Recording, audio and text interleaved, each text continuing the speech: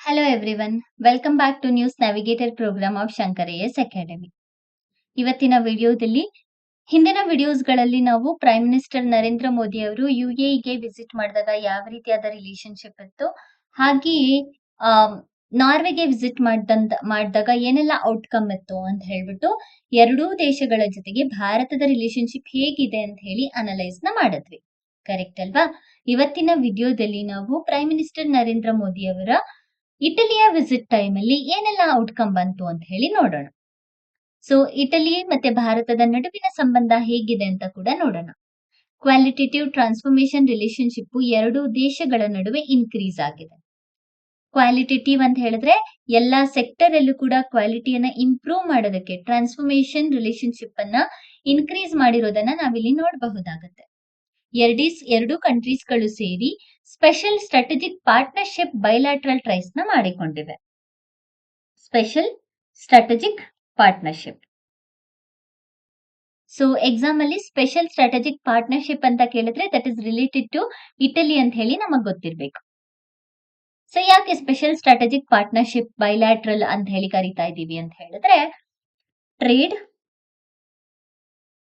Defence, technology, connectivity, energy security, geopolitics ಹೀಗೆ broader basis ಅಲ್ಲಿ cooperation ತಗೊಂಡ್ಬಂದಿದೆ ಎರಡು ದೇಶಗಳು ಕೂಡ.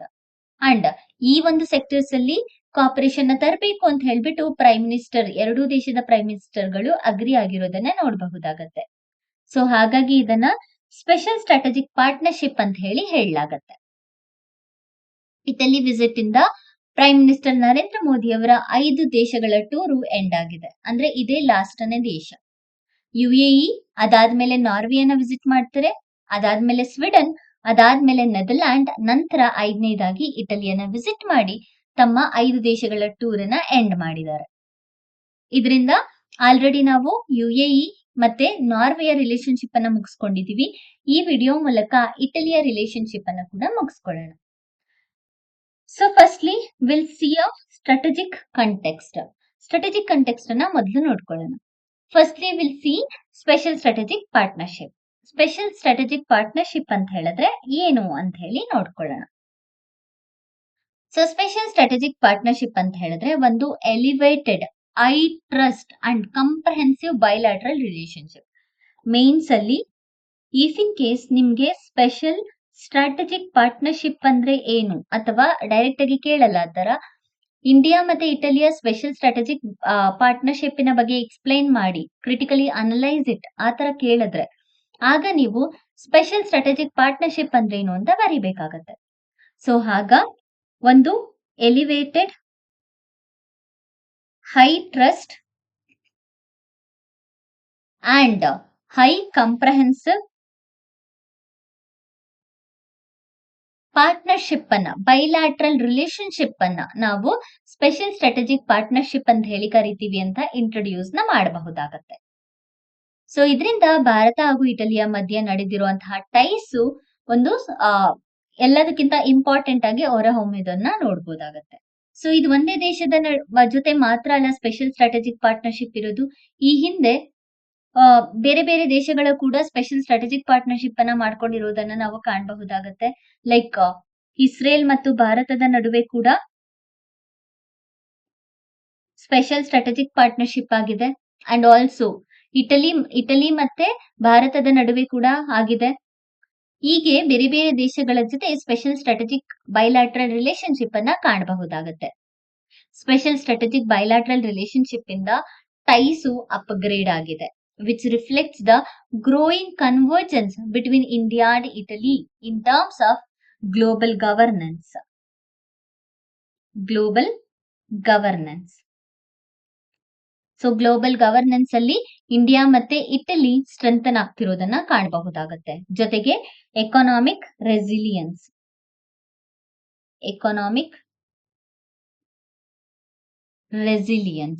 ಮತ್ತೆ ಸ್ಟ್ರಾಟಜಿಕ್ ಅಟಾನಮಿ.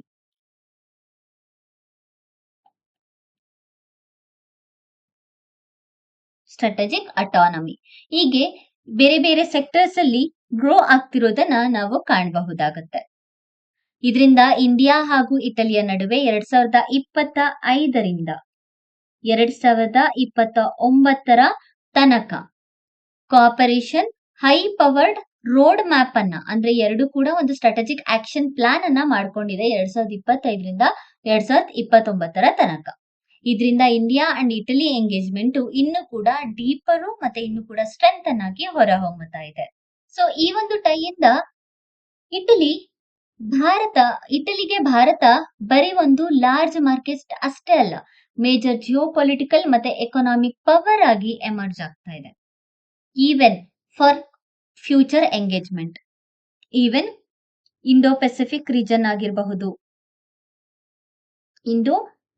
ರೀಜನ್ ಆಗಿರಬಹುದು ಅಥವಾ ಮೆಡಿಟೇರಿಯನ್ ರೀಜನ್ ಆಗಿರಬಹುದು ಅಥವಾ ಗ್ಲೋಬಲ್ ಸೌತ್ ಎಂಗೇಜ್ಮೆಂಟ್ಸ್ ಆಗಿರಬಹುದು, ಅಲ್ಲಿ ಕೂಡ ಭಾರತದ ಇನ್ವಾಲ್ವ್ಮೆಂಟ್ ಆಗ್ತಿದೆ, ಭಾರತ ಇನ್ವಾಲ್ವ್ ಮಾಡ್ತದೆ. ಈ ಗ್ಲೋಬಲ್ ಆರ್ಡರ್ ಚೇಂಜ್ ಆಗೋದ್ರಿಂದ 21st ಸೆಂಚುರಿಯಲ್ಲಿ ಸೆಕ್ಯೂರಿಟಿ ಮತ್ತೆ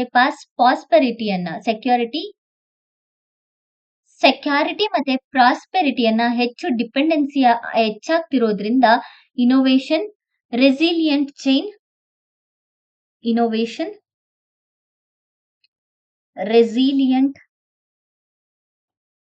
ಚೈನ್ ಜೊತೆಗೆ ಟೆಕ್ನಾಲಜಿಕಲ್ ಪಾರ್ಟ್ನರ್ಶಿಪ್ ಹಾಗೂ ಸಸ್ಟೈನೇಬಲ್ ಡೆವಲಪ್ಮೆಂಟ್ ಟೈಸ್ ಗಳು ಹೆಚ್ಚಾಗ್ತಾ ಹೋಗುತ್ತೆ.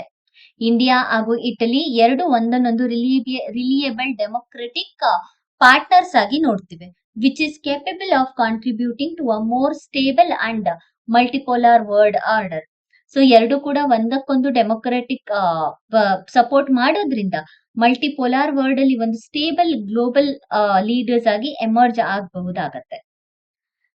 ಸೊ ಇವರ ಎಕ್ಸ್ಪ್ಯಾಂಡಿಂಗ್ ಇಂಟಿಗ್ರೇಷನ್ಸ್ ಗಳನ್ನ ಅಥವಾ ಎಕ್ಸ್ಪ್ಯಾಂಡಿಂಗ್ ಕೋಆಪರೇಷನ್ ನೋಡ್ಕೊಂಡ್ರೆ ಎಕನಾಮಿಕ್ ಮತ್ತೆ ಟ್ರೇಡ್ ಪಾರ್ಟ್ನರ್ಶಿಪ್ ಅಲ್ಲಿ ಇವರ ಕೋಆಪರೇಷನ್ ಎಕ್ಸ್ಪೆಂಡ್ ಆಗಿರೋದನ್ನ ನೋಡಬಹುದಾಗತ್ತೆ. ಇಟಲಿ ಮತ್ತು ಭಾರತ ಎರಡು ಕೂಡ $14 ಬಿಲಿಯನ್ ಯೂರೋ ಇಂದ $20 ಬಿಲಿಯನ್ ಗೆ ಇನ್ಕ್ರೀಸ್ ಆಗಿರೋದನ್ನ ನೋಡಬಹುದಾಗುತ್ತೆ. ಭಾರತ ಮತ್ತೆ ಇಟಲಿಯ ಟ್ರೇಡಿಂಗ್ ಆಕ್ಟಿವಿಟೀಸ್ ಏನಿದೆ, ಬೈಲ್ಯಾಟ್ರಲ್ ಟ್ರೇಡ್ ಅನ್ನ $14 ಬಿಲಿಯನ್ ಇದ್ದಿದ್ದನ್ನ $20 ಬಿಲಿಯನ್ ಗೆ ಇಂಪ್ರೂವ್ ಮಾಡಿರೋದನ್ನ ನೋಡಬಹುದಾಗುತ್ತೆ. ಸಾರಿ, ಇದು ಯೂರೋಸ್, ಡಾಲರ್ಸ್ ಅಲ್ಲ, ಬಿಕಾಸ್ ಇಟಲಿ ಆಗಿರೋದ್ರಿಂದ ಯೂರೋಸ್ ಅಲ್ಲಿ ಅದನ್ನ ಮೆನ್ಷನ್ ಮಾಡ್ತಾರೆ. 14 ಬಿಲಿಯನ್ ಯೂರೋಸ್ ಇಂದ 20 ಬಿಲಿಯನ್ ಯೂರೋಗೆ ಇನ್ಕ್ರೀಸ್ ಮಾಡಿದರೆ ಈಗ ಟ್ರೇಡ್ ಆಕ್ಟಿವಿಟೀಸ್ ಅಥವಾ ಎಕನಾಮಿಕ್ ಟೈಸ್ ಇಂದ. ಸೊ ಜೊತೆಗೆ India European union free trade agreement ನ ಆಕ್ಸಿಲರೇಟ್ ಕೂಡ ಮಾಡಿದೆ. ಟ್ರೇಡ್ ಅಂಡ್ ಇನ್ವೆಸ್ಟ್ಮೆಂಟ್ ಫ್ಲೋನ ಇನ್ಕ್ರೀಸ್ ಮಾಡೋದು ಇದರ ಮುಖ್ಯ ಗುರಿಯಾಗಿದೆ ಫ್ರೀ ಟ್ರೇಡ್ ಅಗ್ರಿಮೆಂಟ್ ನ ಮೂಲಕ. ಸೊ ಇದನ್ನ ಇಂಪ್ಲಿಮೆಂಟೇಷನ್ ಮಾಡೋದಕ್ಕೆ ಯಾವ್ದೆಲ್ಲ ಕೀ ಏರಿಯಾಸ್ ಗಳನ್ನ ಕವರ್ ಮಾಡಿದ್ದಾರೆ ಅಂತ ಹೇಳಿದ್ರೆ, ಅಡ್ವಾನ್ಸ್ ಮ್ಯಾನುಫ್ಯಾಕ್ಚರಿಂಗ್ ನ ತಗೊಂಡ್ಬರ್ತಾ ಇದ್ದಾರೆ, infrastructure, green energy, agriculture business, tourism, culture, maritime, ಹಾಗೆಯೇ logistics, space economy, artificial intelligence, quantum technology. So ಹೀಗೆ ಬೇರೆ ಬೇರೆ ಸೆಕ್ಟರ್ಸ್ ಅಲ್ಲಿ ಮೇನ್ ಏರಿಯಾಸ್ ಅಲ್ಲಿ ಎಕಾನಾಮಿಕ್ ಮತ್ತೆ ಟ್ರೇಡ್ ಪಾರ್ಟ್ನರ್ಶಿಪ್ ಅನ್ನ ಇನ್ಕ್ರೀಸ್ ಮಾಡಿರೋದನ್ನ ನೋಡಬಹುದಾಗುತ್ತೆ. So prime minister Narendra Modi ಅವರು ಈ ಪಾರ್ಟ್ನರ್ಶಿಪ್ ಅನ್ನ ಇಟಲಿಯ ಡಿಸೈನ್ ಹಾಗೂ ಭಾರತದ ಸ್ಕೇಲ್ ಎರಡರದ್ದು ಬ್ಲೆಂಡ್ ಅಂತ ಹೇಳಿದ್ದಾರೆ. ಅಂದ್ರೆ ಭಾರತದ ಟ್ಯಾಲೆಂಟ್ ಮತ್ತೆ ಅಫೋರ್ಡಬಲ್ ಇನೋವೇಷನ್ಸ್ ನ ಬ್ಲೆಂಡ್ ಮಾಡ್ತಾ ಇದೀವಿ ಇಟಲಿಯ ಜೊತೆಗೆ ಅಂತ ಹೇಳಿದ್ದಾರೆ. ಇದು ಎರಡು ಬ್ಲೆಂಡ್ ಆಗ್ತಿರೋದ್ರಿಂದ ಕಂಪ್ಲೀಟ್ ಆಗಿ ಪ್ರಿನ್ಸಿಪಲ್ಸ್ ನ ಒಂದು ಥೀಮ್ ಆಗಿ ಹೇಳಿದ್ದಾರೆ, design and develop in India and Italy delivers for the world ಅಂತ. ಅಂದ್ರೆ ಭಾರತದಲ್ಲಿ ಕೋಆಪರೇಷನ್ ನ ಇನ್ಕ್ರೀಸ್ ಮಾಡೋದಕ್ಕೋಸ್ಕರ ಭಾರತದಲ್ಲಿ ಡಿಸೈನ್ ಮತ್ತೆ ಡೆವಲಪ್ ಅನ್ನ ಮಾಡಬಹುದಾಗತ್ತೆ, ಬಟ್ ಅದನ್ನ ಇಟಲಿ ಡೆಲಿವರ್ ನ ಮಾಡುತ್ತೆ ಪ್ರಪಂಚಕ್ಕೆ ಅಂತ ಹೇಳಿ ಒಂದು ಸೆಂಟೆನ್ಸ್ ಅನ್ನ ಕೂಡ ಹೇಳಿದ್ದಾರೆ. ಇದನ್ನ ಯೂಸ್ ಮಾಡಬಹುದು ಇಂಟ್ರೊಡಕ್ಷನ್ ಅಲ್ಲಿ. ನಂತರ globally made in Italy brands ಗೆ ರೆಸ್ಪೆಕ್ಟ್ ಅನ್ನ ಮಾಡುತ್ತೆ, ಕರೆಕ್ಟ್ ಅಲ್ವಾ? ಎಲ್ಲಾ ವರ್ಡ್ ಅಲ್ಲೂ ಕೂಡ ಇಟಲಿಯ ಬ್ರಾಂಡ್ಸ್ ಗಳಿಗೆ ಸಪೋರ್ಟ್ ಮಾಡ್ತಿರೋದನ್ನ ನಾವು ಕಾಣಬಹುದಾಗತ್ತೆ. ಸೊ ಯಾವ್ದೆಲ್ಲ ಇಟಲಿಯ ಬ್ರಾಂಡ್ಸ್ ಗಳು ಅಂತ ಹೇಳಿದ್ರೆ, ಮೇಜರ್ ಆಗಿ ಇಟಲಿ ಬ್ರಾಂಡ್ಸ್ ಗಳಿಗೆ ಎಲ್ಲಾ ಕಡೆ ಅದ್ರ ಕ್ವಾಲಿಟಿಗೆ ರೆಸ್ಪೆಕ್ಟ್ ಇದೆ, ಅದರದ್ದು ಡಿಸೈನ್ ಗೆ ರೆಸ್ಪೆಕ್ಟ್ ಇದೆ, ಮಿಷನರೀಸ್ ಆಗಿರಬಹುದು, ಇಂಜಿನಿಯರಿಂಗ್ ಕೆಪಾಬಿಲಿಟೀಸ್ ಆಗಿರಬಹುದು. ಇದರಿಂದ ಮೇಡ್ ಇನ್ ಇಟಲಿ ಪ್ರಾಡಕ್ಟ್ಸ್ ಗೆ ಹೆಚ್ಚು ರೆಸ್ಪೆಕ್ಟ್ ಇರೋದನ್ನ ಕಾಣಬಹುದಾಗತ್ತೆ. ಸೊ ಇದು ಒನ್ ಹ್ಯಾಂಡ್ ಆದ್ರೆ ಇನ್ ದ ಅದರ್ ಹ್ಯಾಂಡ್ ಭಾರತದ ಆಫರ್ಸ್, ಭಾರತ ಏನ್ ಆಫರ್ ಮಾಡುತ್ತೆ ಅಂತ ಹೇಳಿದ್ರೆ economic growth, expanding domestic market and strong startup ecosystem ಅನ್ನ ಭಾರತ ರೆಪ್ರೆಸೆಂಟ್ ಮಾಡುತ್ತೆ. ಸೊ ಇದೆರಡು ಕೂಡ ಜಾಯಿನ್ ಆದ್ರೆ ಅಂದ್ರೆ ಒಂದು ಕಂಪ್ಲೀಟ್ ಆಗಿ ಪ್ರಿಸೈಸ್ ಇರುವಂತಹ ಕ್ವಾಲಿಟಿ ಜೊತೆಗೆ ಇನ್ನೊಂದು ಮಾರ್ಕೆಟ್, ಎರಡು ಕೂಡ ಜಾಯಿನ್ ಆದ್ರೆ ಬೆಟರ್ ಆಗಿ ವರ್ಲ್ಡ್ಗೆ ಬೇರೆ ಬೇರೆ ಪ್ರಾಡಕ್ಟ್ಸ್ ಗಳನ್ನ ಡೆಲಿವರ್ ಮಾಡಬಹುದು ಅನ್ನೋದು ಎರಡರ ಉದ್ದೇಶ. ಸೊ ಕಾಂಪಿಟೇಟಿವ್ ಇಂಜಿನಿಯರಿಂಗ್ ಟ್ಯಾಲೆಂಟ್ ಆಗಿರಬಹುದು, ಭಾರತ ಕಾಂಪಿಟೇಟಿವ್ ಇಂಜಿನಿಯರಿಂಗ್ ಟ್ಯಾಲೆಂಟ್ ಅಲ್ಲಿ ಮುಂದಿದೆ. And India having more than 100 unicorn ಕಂಪನೀಸ್ಗಳು and nearly more than 2 lakh startups ಗಳಿದೆ. ಇದೆರಡು ಕೂಡ ಜಾಯಿನ್ ಆದ್ರೆ ಈಸಿಯಾಗಿ ಅಚೀವ್ ಮಾಡಕ್ಕೆ ಹೆಲ್ಪ್ ಆಗುತ್ತೆ. ಸೊ ಭಾರತದ digital economy skilled work force ಅನ್ನ ಹಾಗೆ ಎಂಟರ್ಪ್ರಿನರಲ್ ಡೈನಮಿಸಮ್ ಅನ್ನ ಹಾಗೂ ಇಟಲಿಯ ಇಂಡಸ್ಟ್ರಿಯಲ್ ಮತ್ತೆ ಮ್ಯಾನುಫ್ಯಾಕ್ಚರಿಂಗ್ ಎಕ್ಸ್ಪರ್ಟೈಸ್ ಇಂದ ಎಕಾನಾಮಿಕ್ ಕೋಆಪರೇಷನ್ ನ ಇಂಪ್ರೂವ್ ಮಾಡಬಹುದು. ಸೊ ಇಟಲಿ ಹಾಗೂ ಭಾರತದ ಪಾರ್ಟ್ನರ್ಶಿಪ್ ಬರೀ ಸಿಂಪಲ್ ಟ್ರೇಡ್ ರಿಲೇಷನ್ ಮಾತ್ರ ಅಷ್ಟೇ ಅಲ್ಲ, it is a process of cooperation of value where the industrial strength of both nations amplify each other. Correct ಅಲ್ವಾ? ನಾವು ನೆಕ್ಸ್ಟ್ ಪ್ರೊಸೆಸ್ ಅನ್ನ ನೋಡ್ಕೊಂಡ್ರೆ ಆರ್ಟಿಫಿಷಿಯಲ್ ಇಂಟೆಲಿಜೆನ್ಸ್ ಅನ್ನ ನೋಡ್ಕೊಂಡ್ರೆ ಯುರೋಪಿಯನ್ ಯೂನಿಯನ್ ಹಾಗೂ ಭಾರತದ free trade agreement already expand ಮಾಡ್ತಾ ಇದ್ದಾರೆ. ಜೊತೆಗೆ ಟ್ರೇಡ್ ಮತ್ತೆ ಇನ್ವೆಸ್ಟ್ಮೆಂಟ್ ಫ್ಲೋ ನ ಜಾಸ್ತಿ ಮಾಡಿ ಸ್ಟ್ರೆಂಥನ್ ಅನ್ನ ಮಾಡಬಹುದು ಅಂತ ಕೂಡ ಡಿಸ್ಕಸ್ ಮಾಡಲಾಗಿದೆ. ಬಟ್ ಟೆಕ್ನಾಲಜಿ ಮತ್ತೆ ಇನೋವೇಷನ್ ಅಲ್ಲಿ ನೋಡ್ಕೊಂಡ್ರೆ ಎಮರ್ಜಿಂಗ್ ಟೆಕ್ನಾಲಜೀಸ್ ಆಗಿರುವಂತಹ ಆರ್ಟಿಫಿಷಿಯಲ್ ಇಂಟೆಲಿಜೆನ್ಸ್ ಅನ್ನ ಹೆಚ್ಚಾಗಿ ನಾವು ಯೂಸ್ ಮಾಡ್ಬೇಕಾಗತ್ತೆ. ಮಿಷಿನ್ ಲರ್ನಿಂಗ್ಸ್ ಆಗಿರಬಹುದು, ಕ್ವಾಂಟಮ್ ಕಂಪ್ಯೂಟಿಂಗ್, ಕರೆಕ್ಟ್ ಅಲ್ವಾ? ಸೊ ಕ್ವಾಂಟಮ್ ಕಂಪ್ಯೂಟಿಂಗ್ ಕೂಡ ಇವಾಗ ಮೋಸ್ಟ್ ಇಂಪಾರ್ಟೆಂಟ್.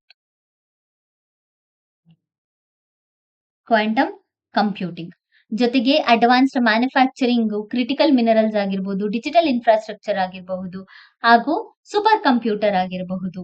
ಈ ರೀತಿ ಬೇರೆ ಬೇರೆ ಏರಿಯಾಸ್ ಅಲ್ಲಿ ಕೋಆಪರೇಷನ್ ಇಂಪ್ರೂವ್ ಮಾಡ್ತಿವೆ. ಸೊ ಡಿಜಿಟಲ್ ಇನ್ಫ್ರಾಸ್ಟ್ರಕ್ಚರ್ ಇಲ್ಲಿ ನೋಡ್ಕೊಂಡ್ರೆ ಭಾರತದ ಸ್ಟ್ರೆಂತ್ ಏನು? ಡಿಜಿಟಲ್ ಪಬ್ಲಿಕ್ ಇನ್ಫ್ರಾಸ್ಟ್ರಕ್ಚರ್ ಅಲ್ವಾ? ಕರೆಕ್ಟ್. ಡಿಜಿಟಲ್ ಪಬ್ಲಿಕ್ ಇನ್ಫ್ರಾಸ್ಟ್ರಕ್ಚರ್ ಭಾರತದ ಸ್ಟ್ರೆಂತ್. ಅದ್ರ ಜೊತೆಗೆ large scale digital adoption, skilled IT workforce, innovations, ಹೀಗೆ ಬೇರೆ ಬೇರೆ ಸೆಕ್ಟರ್ ಅಲ್ಲಿ ಭಾರತ ಮುಂದಿದೆ. ಇದ್ರ ಜೊತೆ ಇಟಲಿಯ advance industrial capabilities, research excellence, precision manufacturing, ethical technology framework ಇದೆರಡು ಕೂಡ ಸಿಂಥಸಿಸ್ ಆದ್ರೆ ಟೆಕ್ನಾಲಜಿಯಲ್ಲೂ ಕೂಡ ಇನೋವೇಷನ್ ಎಕೋಸಿಸ್ಟಮ್ ಅನ್ನ ಪ್ರಮೋಟ್ ಮಾಡೋದಕ್ಕೆ ಈಸಿ ಆಗುತ್ತೆ. ನಂತರ ಯೂನಿವರ್ಸಿಟೀಸ್ ಕೊಲಾಬರೇಷನ್ ಬಿಟ್ವೀನ್ ಯೂನಿವರ್ಸಿಟಿ, ಇಂಡಿಯಾದ ಯೂನಿವರ್ಸಿಟಿ ಮತ್ತೆ ಇಟಲಿಯ ಯೂನಿವರ್ಸಿಟಿಯ collaboration, research initiative, innovation centres ಇಂದ ಇನ್ಸ್ಟಿಟ್ಯೂಷನಲೈಸ್ ಮತ್ತೆ ಟೆಕ್ನಾಲಜಿಕಲ್ ಪಾರ್ಟ್ನರ್ಶಿಪ್ ಅನ್ನ ಸ್ಟ್ರೆಂಥನ್ ಮಾಡೋದಕ್ಕೆ ಹೆಲ್ಪ್ ಆಗುತ್ತೆ. ಟೆಕ್ನಾಲಜಿ ಜೊತೆ ಇನ್ಕ್ಲೂಸಿವ್ ಆರ್ಟಿಫಿಷಿಯಲ್ ಗವರ್ನೆನ್ಸ್ ನ ಎಥಿಕಲ್ ಥಿಂಕ್ ಬಗ್ಗೆ ಕೂಡ ಸ್ಟೆಪ್ಸ್ ಅನ್ನ ತಗೊಳ್ಬಹುದಾಗತ್ತೆ. ಇದರಿಂದ ಹ್ಯೂಮನ್ ಸೆಂಟರ್ಡ್ ಅಪ್ರೋಚ್ ಅನ್ನ ತರ್ತದೆ. ನಮ್ಮ ಆರ್ಟಿಫಿಷಿಯಲ್ ಇಂಟೆಲಿಜೆನ್ಸ್ ಮಾನವ್, ಅದ್ ನಮಗ್ ಗೊತ್ತಿದೆ. ಮಾನವ್ ಅಂತ ಹೇಳಿದ್ರೆ tech centred on human welfare ಗೋಸ್ಕರ ತಂದಿರೋದು. ಮತ್ತೆ ಇಟಲಿಯ algorethics, so which is a rooting in European humanitarian traditions, correct ಅಲ್ಲ? ಮಾನವ್ ಬಂದು ಭಾರತದ್ದು.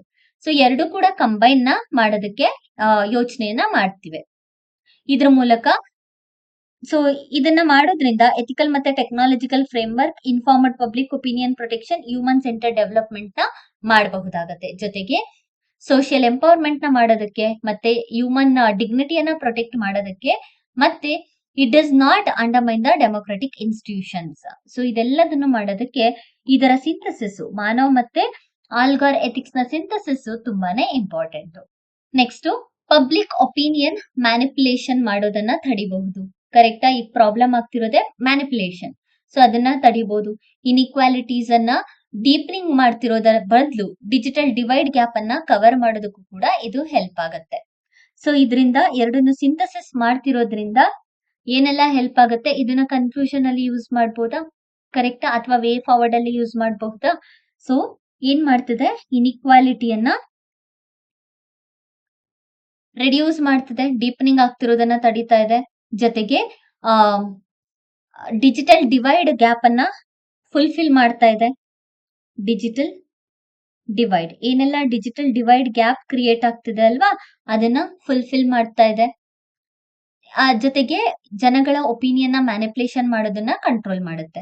ಸೊ ಇದರಿಂದ ಎರಡನ್ನೂ ಕೂಡ ಸಿಂಥಸಿಸ್ ಮಾಡೋದು ತುಂಬಾ ಮುಖ್ಯ. ಇನ್ನು ಸ್ಪೇಸ್ ಮತ್ತೆ ಡಿಫೆನ್ಸ್ ಟೈಸ್ ಗಳನ್ನ ನೋಡ್ಕೊಂಡ್ರೆ, ಭಾರತದ ಅಚೀವ್ಮೆಂಟ್ ಸ್ಪೇಸ್ ಟೆಕ್ನಾಲಜಿಯಲ್ಲಿ ಮುಂದಿದೆ.